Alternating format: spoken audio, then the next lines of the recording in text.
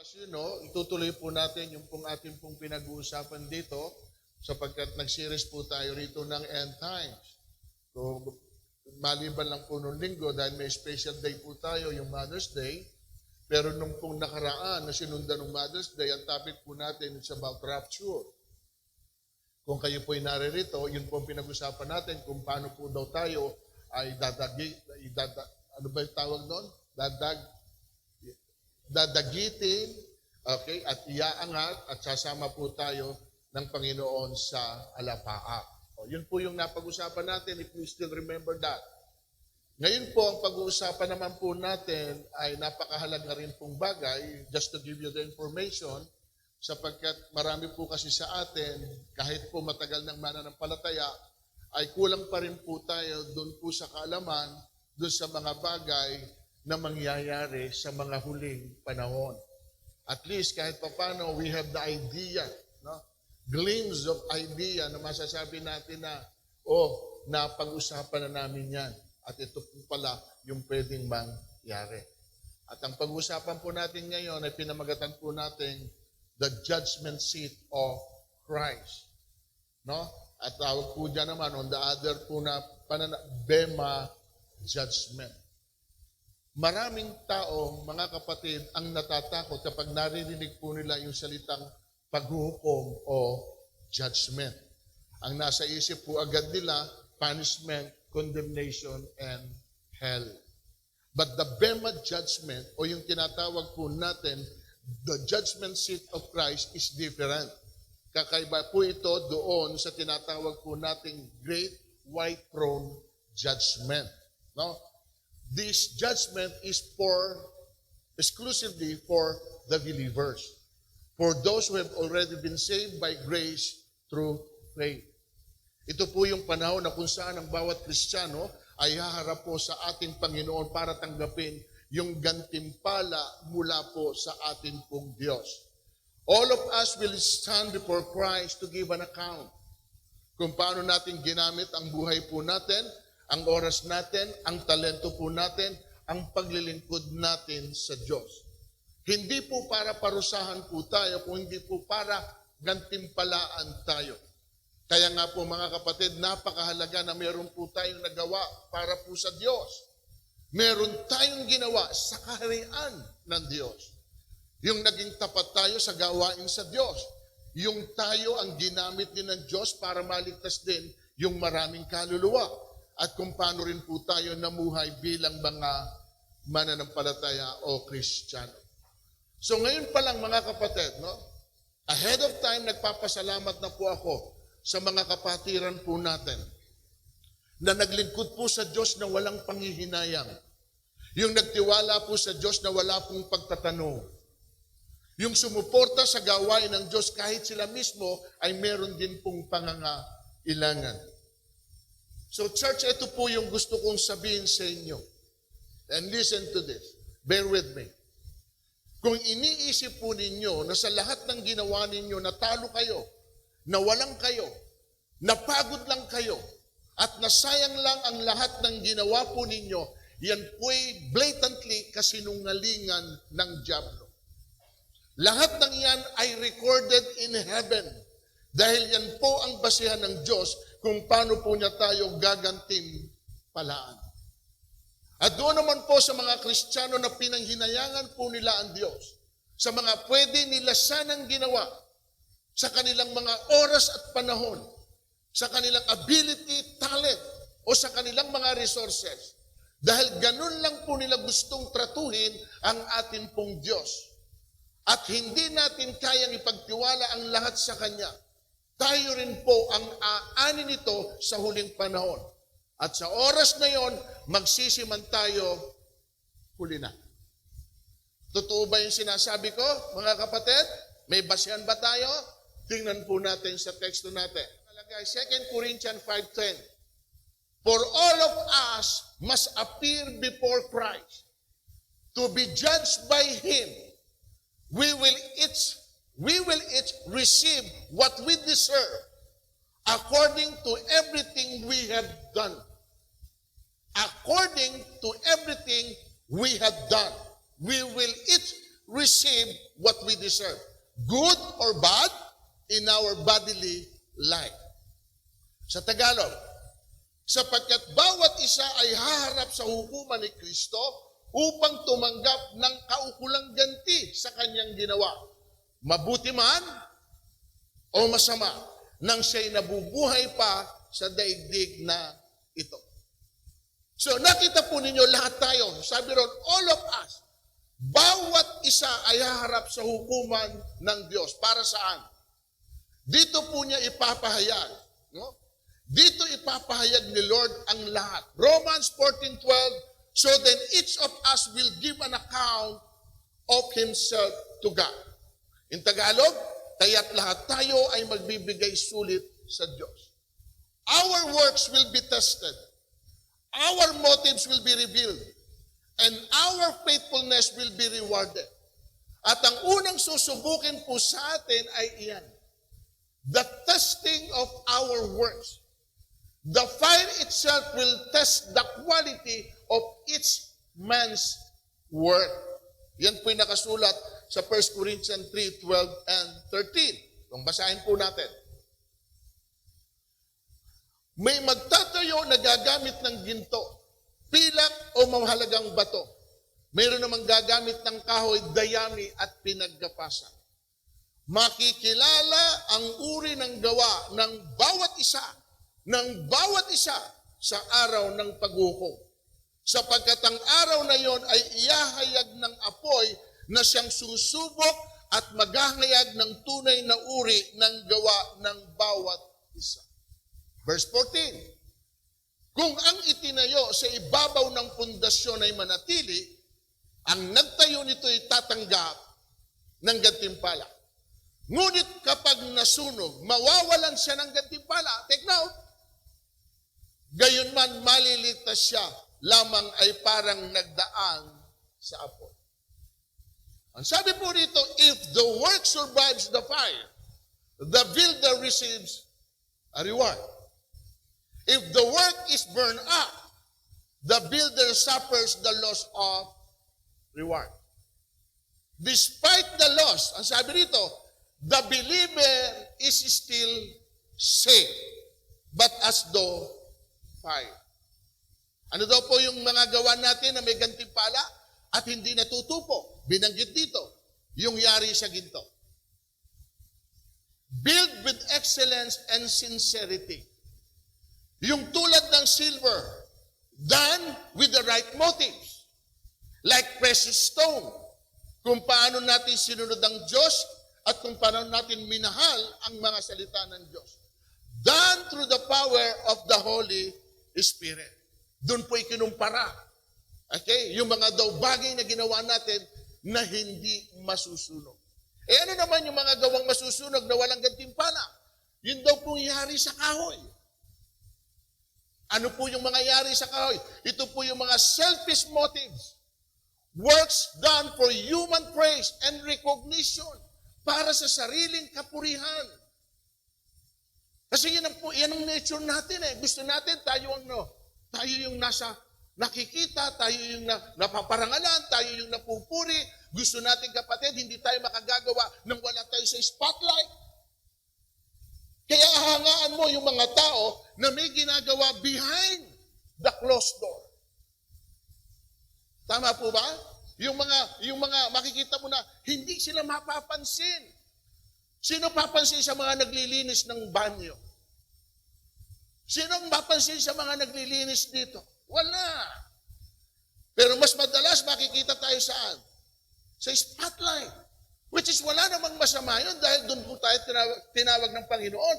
Pero hindi po para lang tayo ay parangalan, hindi po para tayo ay papurihan. Amen? Kaya nga minsan nagkakaroon ng problema kapag hindi ka napansin. Di ba? Nasasaktan ng iba sa atin. Sapagkat nag-effort pa ako. Tinodo ko yung best ko. Tapos pagkatapos kong gawin ang lahat ng ito, may wala man lang naka-appreciate doon sa bagay na ginawa ko. Wow! Eh bakit masama loob mo? Kasi yun yung intention mo. That is your motive.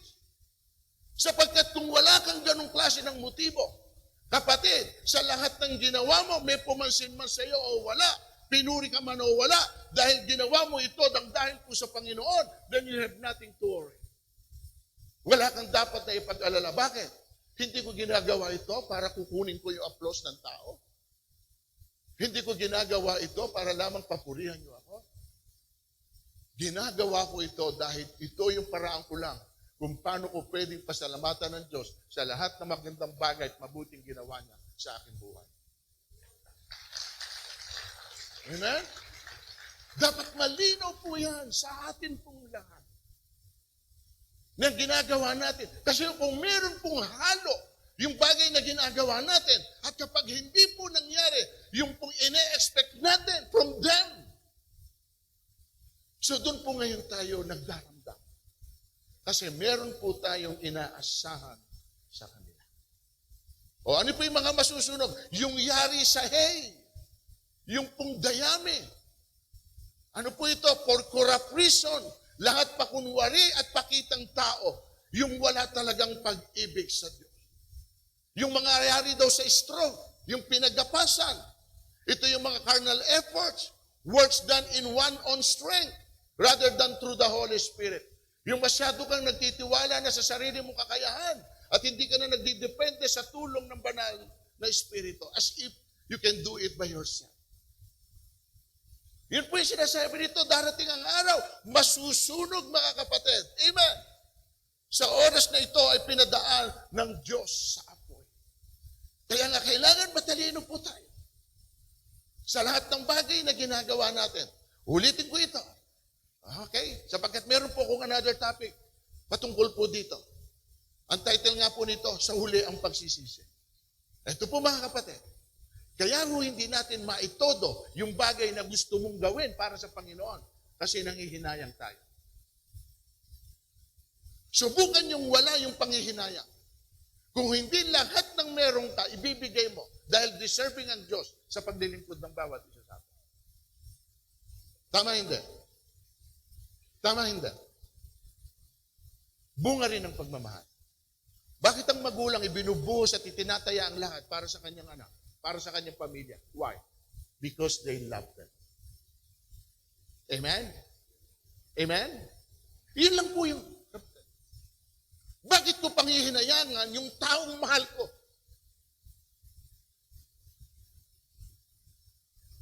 Kung ano man yung pwede kong gawin, kung ano man yung pwede kong ibigay, wala akong problema ron. At hindi ko yun panghihinayangan.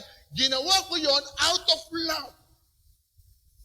At hindi ko ginawa ko dahil po obligasyon o ako'y napipilitan. Pero ang maganda nito mga kapatid, hindi ka pwedeng pabayaan ng Diyos. Alam nyo kahapon, meron akong nakakwentuhan. This is an extraordinary. Napakabihirang mangyari. Kagaling lang niya ng ibang bansa. Kararating lang niya. Meron siyang anak. Definitely nag-asawa, meron siyang manugang. Okay? Siya po sumusuporta sa anak niya na naririto. Lalaki yung anak niya. Mag-isip kayo. Nabalda yung anak niyang lalaki na paralyzed. Wala nang kakayahan para po buhayin ang kanyang mag-ina. Pero may isang ina na nagmahal sa kanyang anak, all out ang suporta. Ito matindi. Yung manugang niya, nag-asawa ng iba. Iniwanan yung anak niya. Kung ikaw po yung ina, nung pong na-paralyze at iniwanan ng manugang mo, ano gagawin mo sa manugang mo?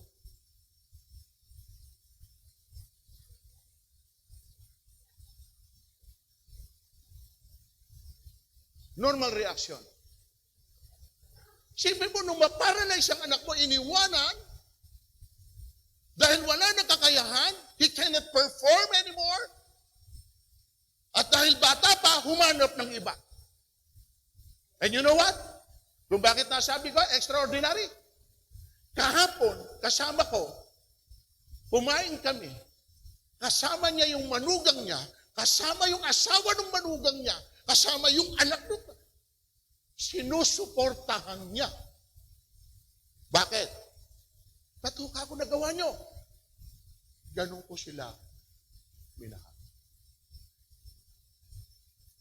Sabi ko dun sa, actually, baka may nakakakilala sa inyo. Naging din siya ng BC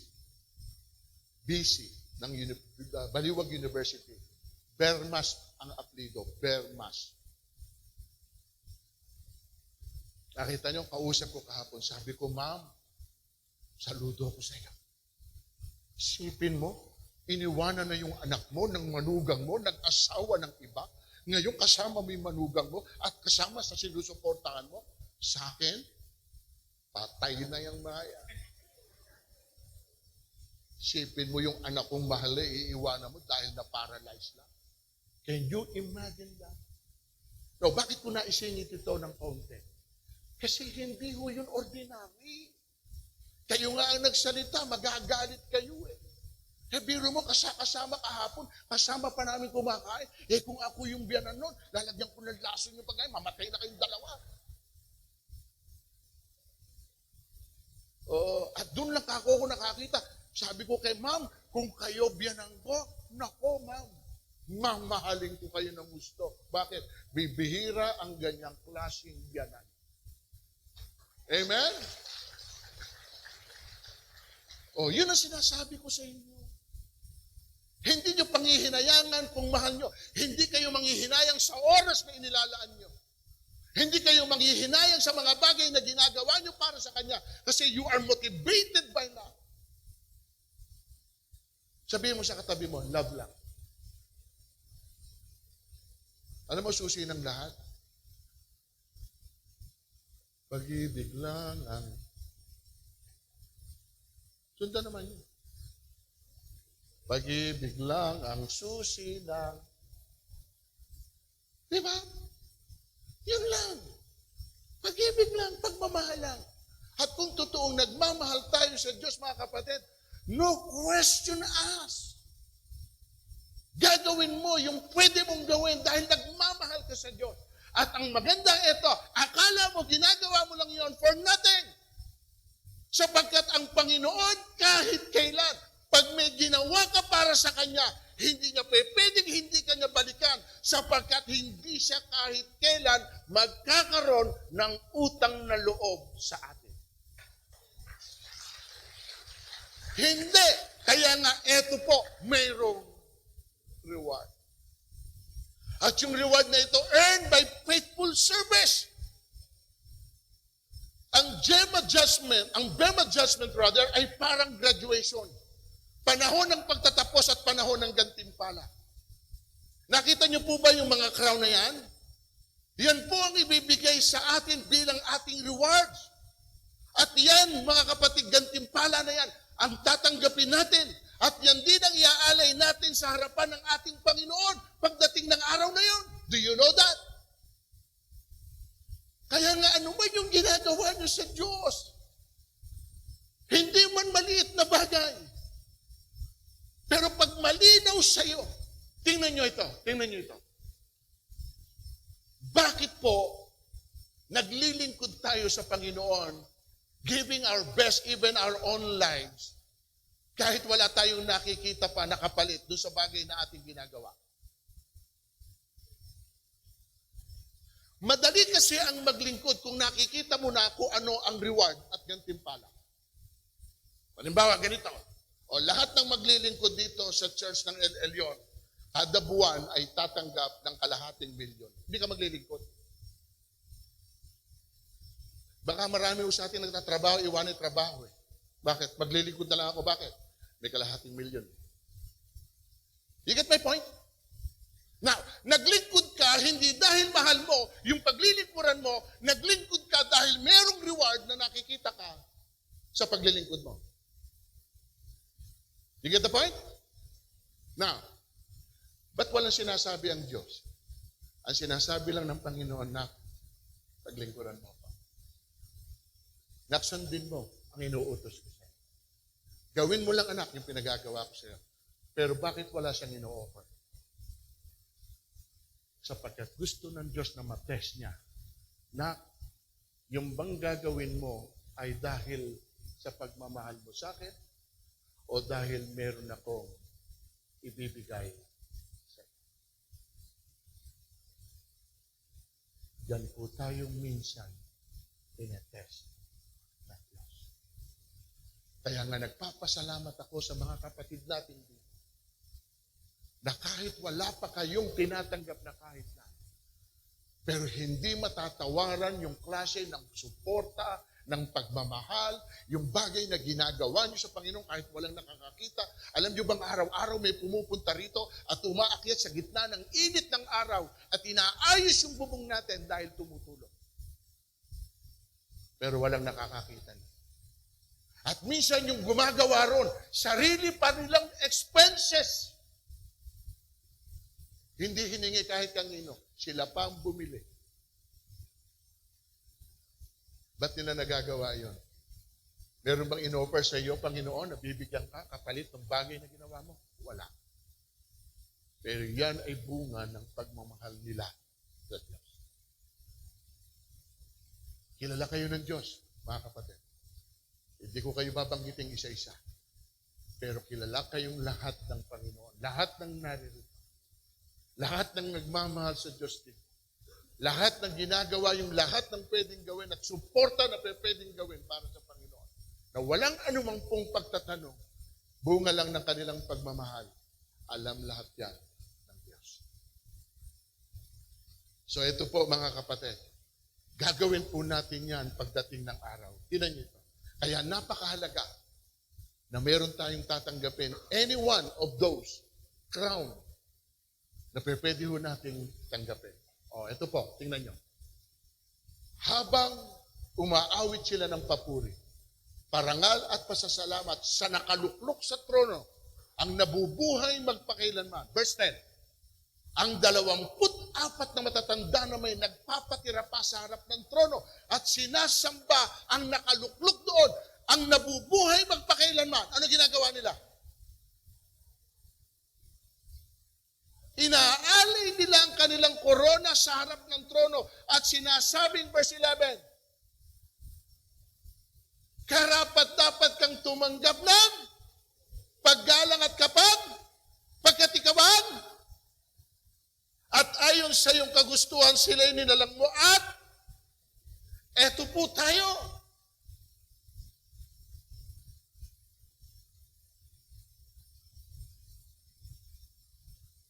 Hindi pwede na nasa harap tayo ng Panginoon at wala kayong ihahandog.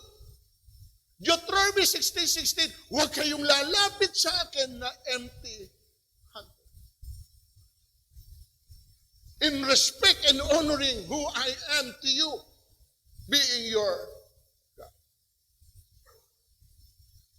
Etong nakakahiya, naligtas ka nga, pero sa harapan ng Diyos, nakatingin ka lang sa iba habang sila'y nag-aalay ng kanilang korona, samantalang ikaw walang maihandog. Bakit? Kasi wala ka naman ginawa. Nang hinayang ka sa oras na ibinigay mo, sa panahon na iginugol mo, ayaw mong ipagamit yung buhay mo, yung kakayahan mo, para mapapurihan mo siya. Umaaten ka lang at yun ay sapat na sa'yo. Wala namang masama dito. Dahil ligtas ka naman, pero wala kang maiaalay kasi wala kang koronang tinanggap.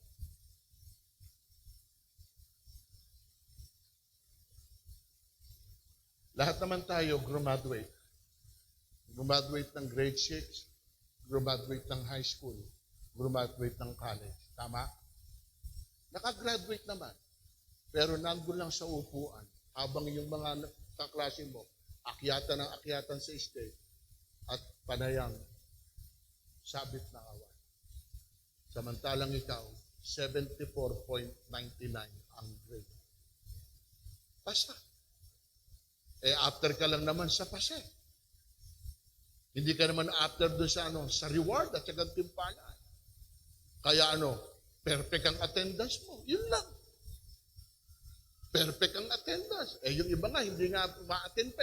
Pero ang punto ron, basta sa kanila, ang alam nila, ligtas sila, at wala na silang pakialam kung meron silang pagkakaloob o wala. Kapatid, do something. Kasi losses mo ito. Meron kang pagkakataon. At maraming pwede kang gawin. Hindi lang kailangan kumanta ka dito. Hindi kailangan sumayaw. Marami kang pwedeng gawin para sa kaharian ng Diyos. At kung gagawin mo lang din yung bagay na yun, make sure na yun yung best na ginawa mo para sa ating Panginoon. At ginawa mo yun dahil nagmamahal ka. Ginawa mo ng walang panghihinayang dahil alam mo yung Panginoon na pinaglilingkuran. Knowing His will is knowing Him well.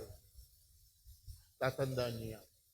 Knowing His will is knowing Him well. If you don't know Him well, then you will not know what is His will. Kaya importante na malalim ang atin pong pagkakilala at pagkaunawa who Christ is in our lives. Kailangan po mga kapatid. Hindi ako nakukontento lang na Sunday atin ako. May prayer meeting tayo. Salamat sa mga umaatin ng prayer meeting. Kahit yung iba may mga edad na. Pero nandun sila. Alam nila yung pwede nilang i-contribute. Hindi ko na kayang maglinis, Bishop. Hindi ko na kayang kumanta, Bishop. Hindi ko na kayang ganito, Bishop. Pero meron akong pwedeng gawin. Pwede akong manalangin. Pwede ko ipanalangin ang mga kapatid natin. Pwede akong mag-intercede para sa kanila. Pwede akong maglaan ng oras, alas 8 hanggang alas 10 ng umaga, na nananalangin para sa kanila. Sa mga may sakit, sa mga may pangangailangan, para iligtas sila. Yon ay isa ng uri ng gawain na nakikita ng Diyos. Amen po ba mga kapatid? Saan natin inuubos yung oras natin? So ano yung mga crown na yan? Kung sino lang talaga ang tatanggap ninyo para po makita natin. O, isa-isahin po natin ito. Nilagay ko po ito, hindi naman po in order ha. Kahit po magkaganyan-ganyan na, basta ang mahalaga ay, yun po yung crown. Amen? O number 1, crown of life. O, yung pong crown of life, para saan yan? Para saan yan? Para kanino? Blessed is the man who remains steadfast under trial. For when he has stood the test, he will receive the crown of life, which God has promised to those who love Him. Tagalogin natin. Mapalad ng taong nananatiling tapat sa kabila ng mga pagsubok, sapagkat matapos ang subukin ay, kapatid, isa pala ito sa paraan ng Diyos. Ano yun? Yung sa kabila na ikaw ay dumadaan sa matinding hamon ng buhay, dumating ang pagsubok sa buhay mo, ipinakita mo, hindi lang sa sarili mo, ipinakita mo maging sa mga tao nakapaligid sa iyo, dahil meron kang Diyos na pinananampalatayaan, naging matatag at naging matibay na harapin kung anuman yung hamon at pagsubok mo sa buhay. Endurance. At through you, na-encourage din ako, sapagkat ako man ay may pinagdadaanan somehow, pero masikit yung pinagdadaanan mo. Pero nakita ko kung paano mo hinandle yung pagsubok na ito na nagpatatag sa'yo. Nakita kita kung kaya niya. Ano ko sunod? Sabi mo sa katabi mo, kung kinaya mo, kakayanin. Bakit? Sapagkat minsan may nagbibigay sa atin ng inspirasyon. Are you with me, church? Yan yung mga tatanggap ng crown. This crown is for people who have patiently endured trials, testing, and persecution. Sila yung mga kapatiran natin na sa kabila ng kanilang pinagdadaanan, mga pagsubok sa buhay, even to the point of death, hindi sila tumalikod, hindi sila sumuko, hindi sila bumitaw. Nanatili silang umasa sa Diyos at nanampalataya sa Diyos na lahat ng iyon ay kayang malagpasan. Sila daw po yung mga karapat dapat tumanggap ng korona na yan. Hindi kayo natinag. Sapagkat marami ang dumaan sa pagsubok, hanapin mo, wala na sa church. Nagtampo sa Diyos. Nagdamdam sa Diyos. At sinasabi ng Lord, naglingkod naman kami sa iyo. Lagi naman akong pumupunta at sumasamba sa iyo. Bakit pinangyari mo yung bagay na ito? At dahil hindi ho niya ma-handle, hindi niya matanggap, hindi niya mabigyan ng sagot, ang naging paraan niya tumalikod sa Diyos. Ang hindi mo alam, dahil kaya pala pinadaan ka ng Diyos sa ganong klase ng pagsubok, dahil gusto niya, sa paraan na yon, ikaw ay gantin pala. Pero tiningnan niya how you will react dun sa mga ganong sitwasyon. Dun ba sa naging sitwasyon mo, naging better ka? O dun sa naging sitwasyon mo, naging bitter ka? Mas maganda, kapatid, sa bawat pangyayari sa buhay, nagiging better ka sa pamamagitan ng karanasan na iyong pinagdaanan more than sa naging bitter ka dahil hindi mo matanggap na inalaw ito ng Diyos na mangyari sa iyong buhay. Crown of righteousness. 2 Timothy 4:8, henceforth there is laid up for me the crown of which the Lord, the righteous judge, will award to me on that day. And not only to me, but also to all who have loved His appearing. Makakamtan ko na ang koronang nakalaan sa mga matuwid. Sa araw na yon, ang Panginoon na siyang makatarungang hukom, ang siyang magpuputong sa akin ng korona. Hindi lamang sa akin, kundi sa lahat ng nananabik sa kanyang pagbabalik. Sila yung mga taong nanatiling matuwid at tapat sa harapan ng Diyos. Sila rin yung mga naglinis ng kanilang mga kasuotan at nag-ingat ng kanilang sarili na hindi magkasala hanggang sa pagbabalik ng ating pong Panginoon. Crown of righteousness. And then, another crown, the incorruptible crown, the reward of the self-discipline.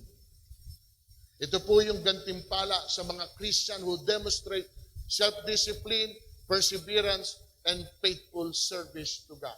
1 Corinthians. And every man that striveth for the mastery is temperate in all things. Now, they do it to obtain a corruptible crown, but we an incorruptible. Ang bawat nakikipaglaban sa mga palaro ay nagpipigil ng sarili sa lahat ng mga bagay. Ginagawa nila yon upang sila ay makatanggap ng isang korona na pagkasira, ngunit tayo walang pagkasira. May pagpipigil sa sarili sa lahat po ng bagay. Amen? Sa tingin po ninyo, si Joseph, kung hindi po siya nagpigil sa kanyang sarili at pinatulan po niya yung asawa ni Potiphar, sa palagay niyo kaya mangyayari yung purpose ng Panginoon na siya magiging gobernador at ililigtas niya sa famine yung pong mga Israelites? I don't think so. Si David, ano nangyari? Hindi nagpigil nung makita si Bathsheba. O ano naging consequence? Nagulo pamilya. Nawasak ang pamilya. At hindi ko na i-detalye sa inyo yun. So ano ibig kong sabihin? Yung meron tayong self-control. Kaya nating magpigil. Kapag naiguhan tayo, yung pride natin ay parang na-touch, hindi tayo agad nagre-react. Hindi tayo biglang gumagawa ng isang bagay na pwede nating pagsisihan sa huli. Dahil hindi ho tayo nakapag-pigil. Isa ho yan sa bunga ng banal na Espiritu. Amen? Yung po self-control. Ako, inaamin ko, meron akong kasalanan. Hindi ako makapag-self-control saan? Sa sarap ng pagkain. Lahat ng puntahan ko, may pagkain. O, ikaw ang yayain ka araw-araw. Bishop, may ginagawa ka ba? Wala naman. Halika, labas tayo. Saan pupunta? Kain dito tayo. Kain sa Seattle. Kain sa Boss. Kain kung saan-saan. Oh. Hindi ka makapagsabing Busog ako. Hindi makapagpigil. Amen? O at least naging totoo ako sa inyo. Doon lang naman ako walang pagpipigil. Pero pipigilin ko na.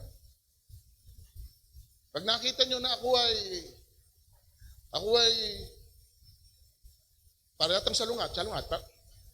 Pag nakikita nyo nang gumagano na, ibig sabihin, si Bishop meron ng self-discipline.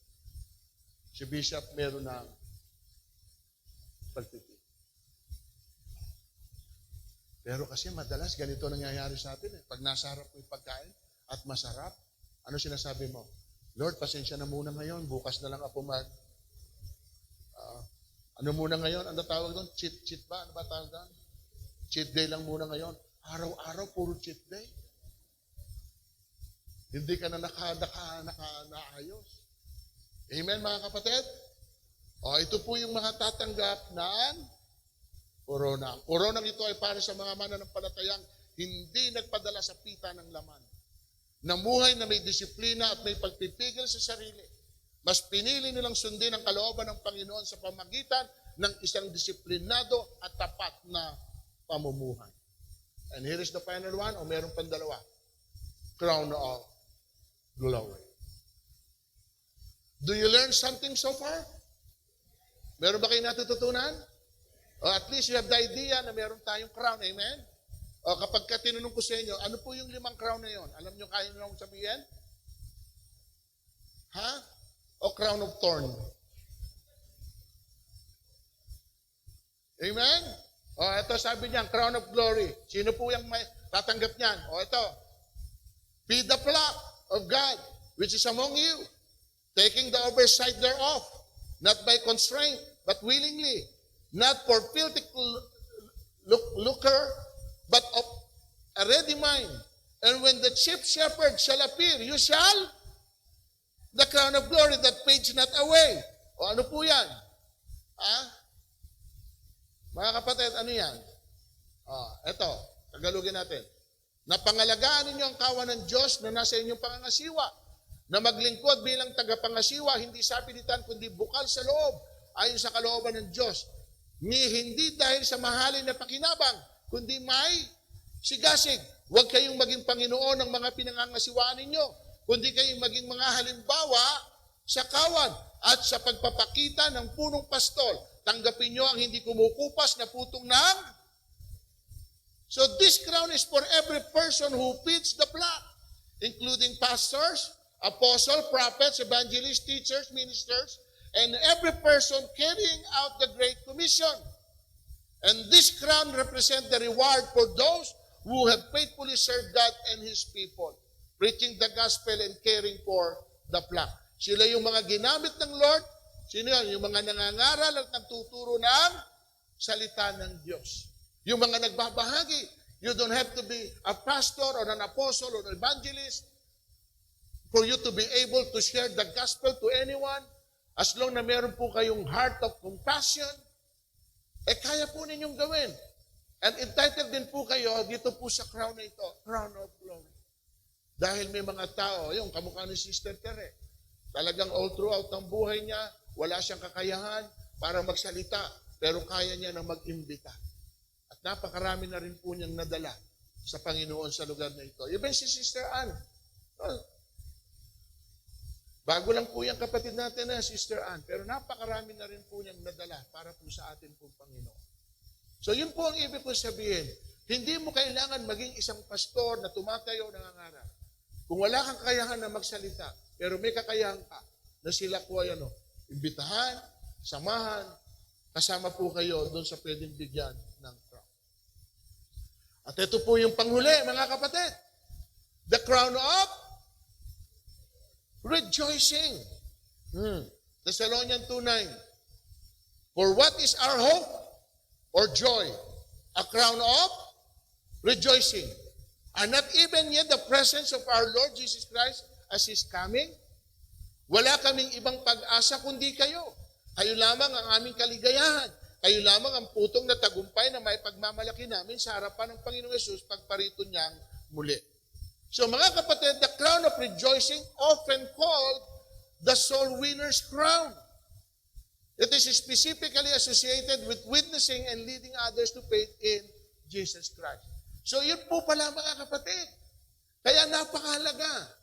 Ito sasabihin mo, halimbawa yung mga nayaya mo na ito, nadala mo sa Panginoon, nakakilala, pagharap mo sa Panginoon, Lord, sila po yung gantimpala. Ayan, ito.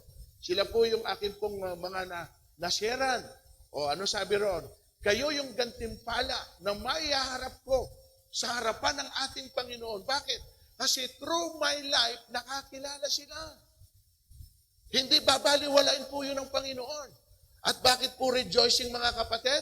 Dahil nga sabi niya, in one soul, there is a rejoicing in heaven. Amen? So, nakita po doon sa mga nagdadala ng kaluluwa, doon sa mga nagbabahagi ng salita ng Diyos, para sa mga hindi pa nakakakilala, sila po yung makakaranas ng kagalakan sa lahat ng ginawa nila. Yung kahit nahihirapan sila at napapagod, at minsan nasasaktan, sa nakikita nilang reaksyon ng kanilang iniimbitahan, at narinig nilang sinasabi sa likod nila, hindi madali ang mag-akay. Amen? Alam niyo lahat yan. Amen? Kaya nga hindi tayo makapag-akay kasi nga hindi madali. Pero sa kabila nito, hindi nila kayo napigil na gawin ito para daw sa inyo ang koronang ito. Mahirap mag-akay. Naku, papangakuan ka. Tapos kapag ka hindi mo nga naimbita, may sasabihin pa sa iyo. Masasaktan ka sa maririnig mo. Ikaw na nga lang ang ayayin. Ikaw na nga ang di ba? Pahalagahan parang baliwala pa sa iyo. Kaya ho yung iba, ayaw na po mag-imbita dahil nasasaktan. Pero ito po yung crown of rejoicing na pwede po nating tanggapin. Amen? Bakit rejoicing? Yan po, nakasulat naman Sinabi ko sa inyo, magkakaroon na higit na dahil sa isang makasalanang nagsisi, tumalikod sa kanyang kasalanan, kaysa siyam na matuwid na hindi nangangailangan magsisi.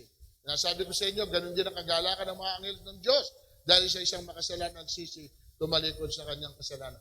Can you imagine you can influence heaven to rejoice dahil lamang sa isang soul? Tinan mo Bishop, hindi ako nagturo. Bishop, hindi ako kumanta. Bishop, hindi ako tumugtog. Tama? Doon sa pagpipreach ko, kahit ilang beses ako mag-preach dito, wala akong nabasa na nag-rejoice ang langit. Kahit sabihin nyo na napakagaling naman ng pangangaral na yon, napakagaling talaga nung nagtuturo sa amin, walang nag-rejoice. Kahit napakaganda ng boses mo, talagang marinig mo, kumanta ka, lahat bless na bless, ang ganda ng boses mo, wala akong nabasa na nag-rejoice ang langit. Ang galing mong tumugtog, the best ka. Talagang kakaiba ka kapag tumugtog ka, yung abilidad mo. Pero wala rin akong nabasa dahil magaling kang tumugtog. Nag-rejoice ang heaven. Eto kapatid, kailan nag-rejoice ang heaven? Dahil lang sa isang kaluluwa. Kaluluwa na naligtas. Isang kaluluwa. Can you imagine kung ikaw yung naging daan para yung tao na ito ay maligtas? At kapag naligtas yung isang tao na ito, biglang nagkaroon ng rejoicing sa heaven? Can you imagine your influence? Na kaya mo palang impluensyahan ng buong langit? Na pwede silang magsaya through you because of one soul being saved? Ba't hindi ako mag-iisip ng ganon? Sa tingin nyo kaya, kapag nag-rejoice ang langit, wala kayang blessing na pwedeng ibuhos ang Diyos sa'yo? Kahit pala masaktan ako sa mga niyayaya ko, Ate Tere, tuloy mo lang. Kahit nasasaktan ka sa niyayaya mo, kahit ilang beses kang tinatanggihan, yaya lang ng yaya. Bakit? Meron pala na sumasaya sa langit. Tanungin mo may katabi mo, sino na napasaya mo? Tapos ang sagot, ikaw. Tanungin mo yung sumagot na ikaw. Ako, napasaya mo? Puro hirap ng loob ang inabot ko sa iyo. Tama hindi? Kayo na rin ang magsumagot. Kayo na sumagot. Saan po masarap lumagay? Yung ikaw ang nagsasanay ng kasiyahan o ikaw ang nagsasanay ng kaguluhan? Ha? Ang saya-saya nila nung pumasok ka, nagkagulo. Ano tawag sa'yo? Ano? Disaster na sabi ni Ate Flora. Antindi, disaster na agad. Naiintindihan nyo kapatid? Pero kapag ikaw yung nagbibigay, sino gusto nyo kasama? Yung kapag kasama nyo, masaya-masaya kayo? O kapag kasama nyo, uwi kayo, puro kayo parang pasa ng mundo. Kakausap ko lang kahit para kang bumigat ka, lungtuwa. Pero yung nakausap mo tuwan-tuwa ka. Umuwi kang, ala ka ng kausap tawa ka pa ng tawa. Kapatid, iba dating no? Gusto nyo makasama yan, di ba? May kausap pa ba ka? Mas gusto nyo kasama, amen? Amen? Masarap kasama yung nagbibigay ng saya. Dahil parang ramdam ko, hindi na kayo masaya, tatapusin ko na. Ang soul winning ay hindi lang pangangaral. Ito po ay pagmamahal, pag-aalaga, pagtitiyaga, pananalangin. Pag-abot sa nawawala, ang taong may puso para sa kaluluwa ay may puso tulad ni Kristo.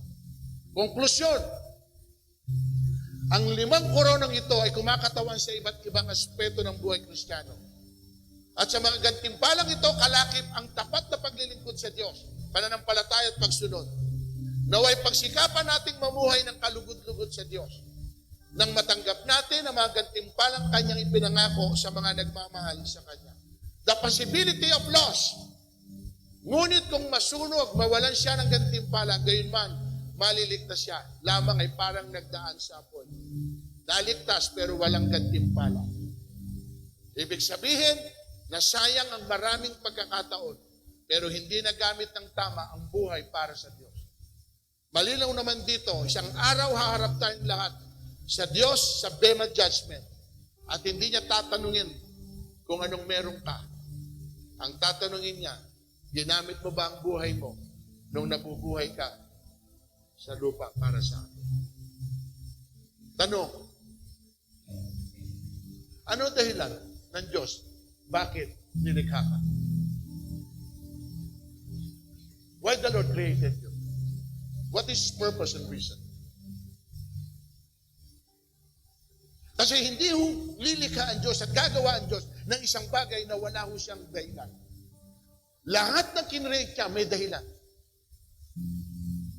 Lahat ng ginagawa niyo may dahilan. Ba't ka nagluluto ngayon? Ano dahilan mo? Para ipakain sa aso? Hindi. Nagtatrabaho ka ngayon, ano dahilan mo? So, ibig sabihin, lahat ng ginagawa mo, ginawa mo yon with a purpose. Now, here's my question. Why the Lord created you? For what? Anong purpose? Nakita niyo? At ito yon. Kung ito yung purpose natin, why He created us, at hindi ho natin nagagawa, nagkakasala na po tayo. At pakikita ko po sa inyo, huli, basahin niyo.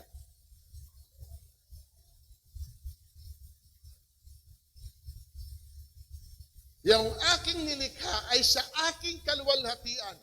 Yung aking inanyuan, yung aking ginawa.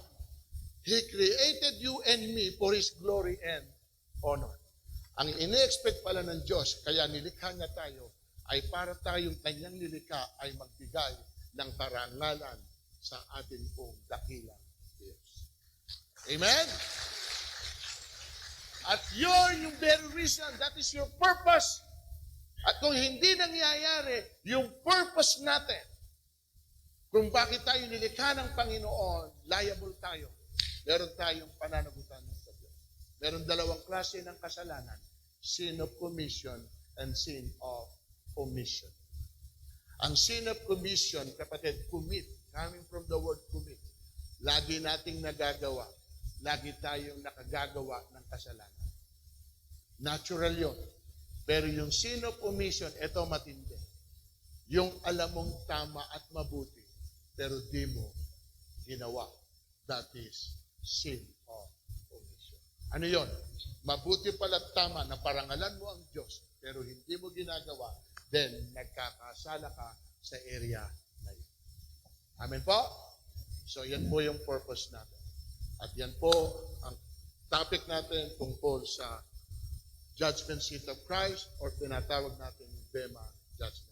Pagharap natin sa harapan ng Panginoon sa area na yan, hindi ho tayo parurusahan, kundi tayo ay gagantiin palaan base sa lahat ng ating ginawa, mabuti man o masama. Alapakan natin ang Panginoon, tayo itong lahat ito.